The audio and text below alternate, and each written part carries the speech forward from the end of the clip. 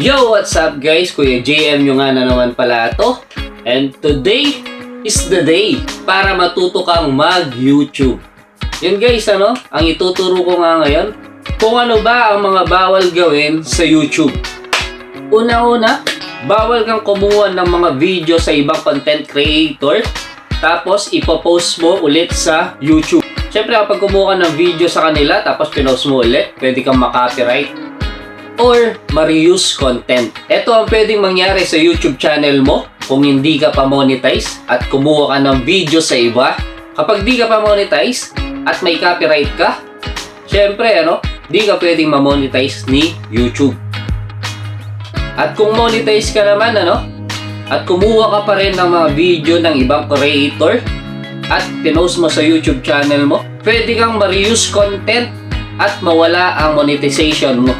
Kaya kung gusto mong ma-monetize or ayaw mong ma-demonetize ang YouTube channel mo, gumawa ka na lang ng sariling video mo. Pangalawa, background music. Dito kadalasan hindi na mo-monetize ang marami kasi yung ginagamit nilang background music ay mali.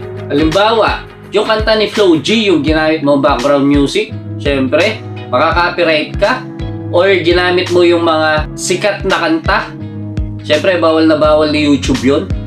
Kaya kung hindi ka pa nag-a-apply ng monetization mo, at kung meron kang background music na mga sikat, i-delete mo muna yan bago ka mag-apply sa monetization mo.